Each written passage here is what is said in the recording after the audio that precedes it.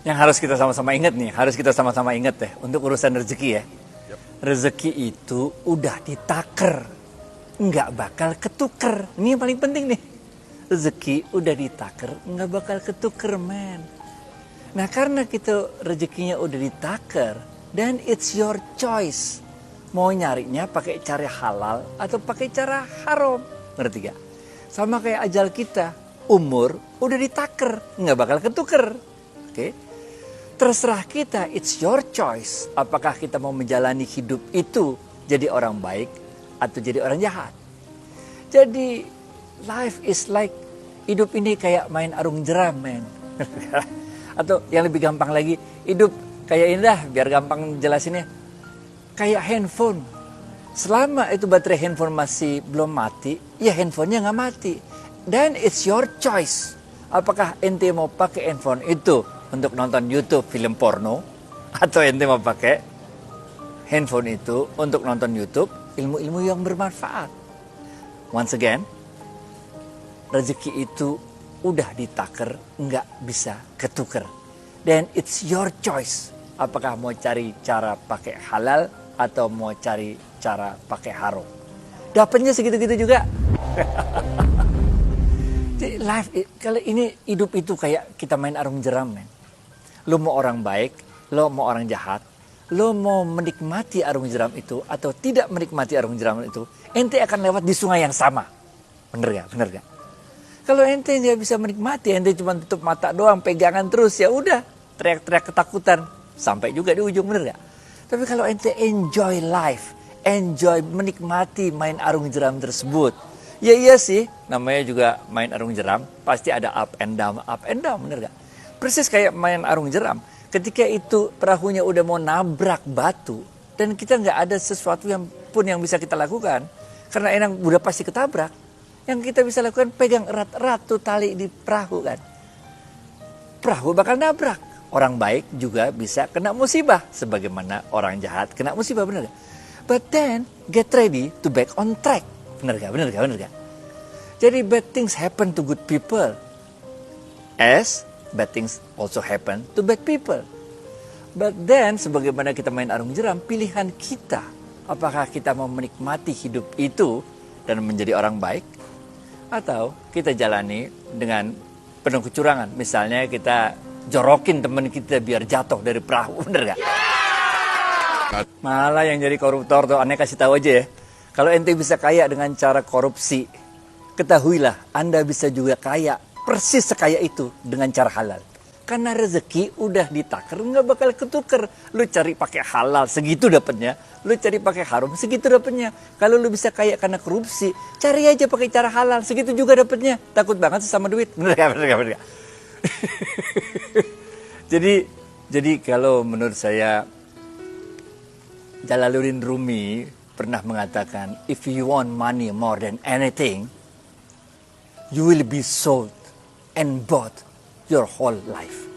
Kalau kita pengen uang itu lebih dari segalanya, maka jiwa raga kita pun bisa diperjualbelikan oleh orang, benar gak? So, kita yakin aja lah, rezeki udah ada yang ngatur, benar gak? Jalanin hidup, men, jadi orang baik, cari keberkahan. Rasulullah SAW bersabda, ada dosa yang bisa gugur karena pahala kita sholat, ada dosa yang bisa gugur karena pahala kita sedekah, dan ada dosa yang bisa gugur karena pahala kita haji. Tapi ada dosa yang hanya bisa gugur karena kesusah payahan kita, keletihan kita, jerih payah kita dalam mencari rezeki. Nah ini, men. Jadi kalau kita nyari pakai cara yang halal, nyarinya itu, capeknya itu, nggak ketemunya itu, pahala semua, men. Ngapain aja nyuri? Ada 3 hal. Terserah lu agamanya apa nih? Terserah lu agamanya apa? Ada 3 hal. Kalau kita lakukan 3 hal ini, insya Allah rezeki berkah. Dan ada 3 hal. Terserah agamanya apa nih? Kalau lu lakuin 3 hal ini, maka rezeki lu seret. Yang buat rezeki kita berkah, yang pertama, bakti sama orang tua. Rasulullah SAW mengatakan, siapa-siapa yang berhenti mendoakan orang tuanya, maka Allah pun akan berhenti memberikan rezeki padanya. Jadi bakti sama orang tua, men, penting banget. Yang kedua, silaturahim, gaul. Pandai-pandai membawakan diri, main di sana, main di sini, banyak teman men. Banyak teman, banyak rezeki. Yang ketiga, berbagi kepada sesama, sedekah. Bukan aja berbagi uang, berbagi apa aja yang bisa kita berbagi, benar gak? Kalau ente lakuin ini, maka ente berkah rezekinya. Tapi sebaliknya ada 3 hal yang kalau ente lakuin, maka rezeki ente akan seret. Pertama, ente buat maksiat. Ini nutupin jalannya rezeki. Udah jangan buat maksiat, tau gak? Yang kedua, ente kagak bersyukur dengan apa yang ada. How come man? If you won't feel rich, start count what you have that money cannot buy. Bener gak? Dan yang ketiga, apa doa aja dulu ya? Udah doa dulu, biar yang satu jadi simpenan. Apa sih yang gak perlu uang? Semuanya juga perlu uang, men. Tapi coba yuk kita pikir yuk. Uang itu kita miliki buat apa? Buat kipas-kipas atau buat kita belanjakan untuk sesuatu yang kita butuhkan? Jawabannya yang kedua kan. Uang itu kita butuhkan untuk uang ini purchasing powernya, daya belinya, kita belikan sesuatu yang kita inginkan. Sehingga rezeki itu bukan sekedar uang. Benar ya? Waktu saya dulu mau sekolah di sekolah yang top di Amerika dah. Nggak punya uang, men. Benar ya? Tapi Allah kasih rezeki sama saya. Bukan uang, rezeki bentuknya beasiswa. Anak saya yang cewek nomor 2 mau sekolah di Berkeley. Benar gak? Nggak punya uang.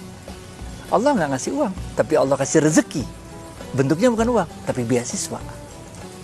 Jadi dalam ilmu tasawuf disebutkan bahwa rezeki yang paling rendah itu adalah harta. Rezeki yang paling tinggi itu adalah kesehatan. Ente kaya tapi sakit, bagaimana men? Duit habis untuk bayar doang, bener gak? Rezeki yang paling utama itu adalah anak-anak yang soleh-soleha. Bener ya? Asik kan punya anak soleh-soleha?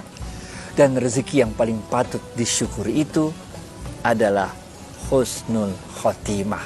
Mengakhiri permainan ini, mengakhiri hidup kita ini dengan akhir yang baik. Husnul khotimah. Jadi rezeki nggak mesti uang, men. Ngapain gue dibayar sama lo pakai uang YouTuber? Bener, ngapain? What's the point? Bener. Allah punya 1001 cara untuk memberikan rezeki kepada hamba-hambanya. Mungkin buat YouTuber dikasih Allah pintu rezekinya dari YouTube. Buat saya dikasih Allah pintu rezekinya dari kegiatan saya melakukan consulting dan sebagainya.